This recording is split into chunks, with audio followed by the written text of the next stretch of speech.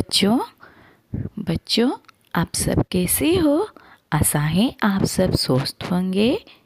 के कक्षा 4 के ज्ञानधारा विषय 1 पढ़ेंगे जिसका नाम है भाषा। तो फिर चलो बच्चों अब विषय वस्तु की ओर चलते हैं। बच्चों भाषा मतलब क्या है? हाँ, भाषा मतलब ये है कि जो आप अपने भाव को दूसरों के सामने, अपने भाव और विचारों को दूसरों के सामने जब रखते हो ना, जिससे लोग समझ सकते हैं कि आप क्या कहना चाहते हो, क्या बताना चाहते हो, उसे भाषा कहते हैं। मनुष्य अपनी बातों व विचारों को दूसरों के सामने बोलकर अथवा लिखकर प्रकट करता है तथा दूसरे उसे सुनकर अथवा पढ़कर समझते हैं। वह इन विचारों को प्रकट करने के लिए जिस साधन का प्रयोग करता है उसे भाषा कहते हैं।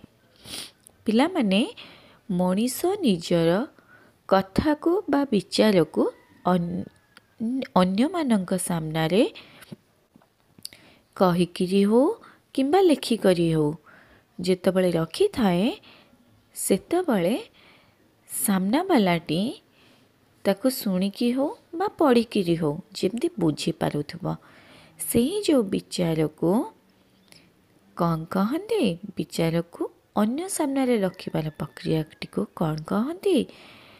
कहती भाषा।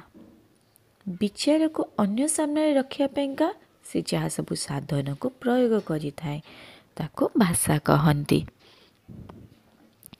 चित्र को देखिए और समझिए।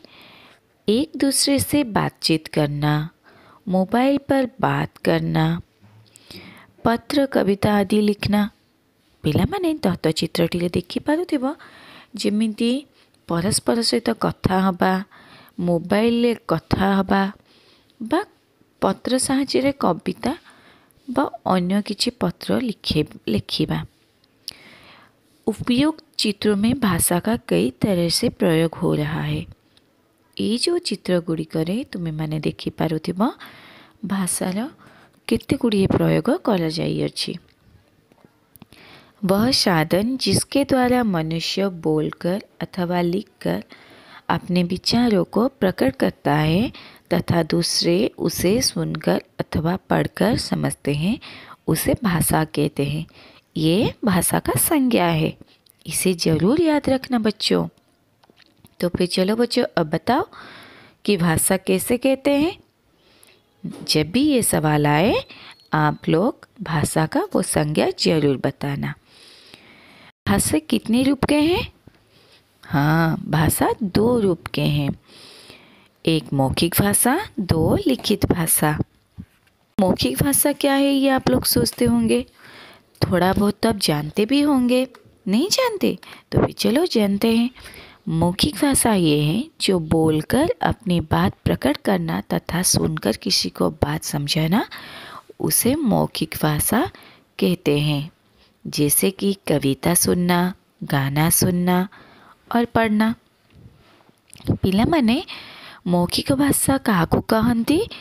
मौखिक भाषा ताको कहती जोटा कि आमे कहीकिरी करिथाउ, जेमिति कि कविता माध्यम रे हो किंबा गीत सुनिबा द्वारा हो किंबा पढ़िबा द्वारा हो। तो यही सब प्रयोग को कौन कहा जाए? मौखिक भाषा कहा जाए। अब दूसरा क्या है? लिखित भाषा। लिखित भाषा तो आप समझ गए होंगे। जब हम किसी को कुछ बताना चाहते हैं, अगर उसे हम लिख लेते हैं और वो समझ जाता है, उसे लिखित भाषा कहते हैं। जैसे कि लिखकर अपनी बात प्रकट करना तथा पढ़कर किसी की बात समझना लिखित भाषा कहलाती है। जैसे कविता लिखना, पत्र पढ़ना, डायरी लिखना। बच्चों ये सब करने से क्या होता है? लिखित भाषा का प्रयोग इसी साधन से किया जाता है जिससे कि दूसरा कोई इसे समझ सकता है। बोली। हमारे देश के अलग अलग राज्यों में अलग अलग बोलियां बोली जाती है।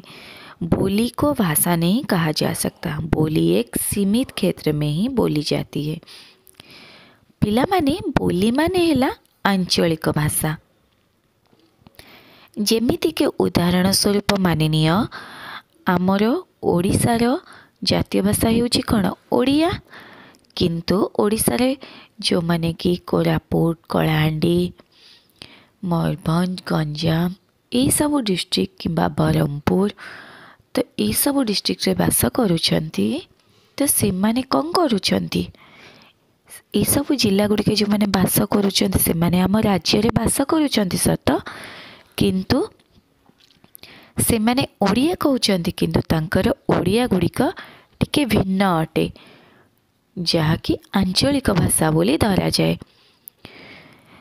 ताको भाषा कह जाए नहीं कारण ता गोटे अंचल पर्यंत ही सीमित अर्थात गोटे जिला पर्यंत ही सीमित। जो सीमित क्षेत्र में बोली जाती है उसे बोली कहते हैं। जो भाषाटी आमर गोटे सीमित अंचल किंबा सीमित जिला मध्य कह जाए ताको आंचलिक भाषा कह जाए। अनेक भाषाएं डिफरेंट लैंग्वेज। हर देश की कोई ना कोई एक सम्मुख भाषा होती है जो पूरे देश में बोली लिखी और समझी जाती है।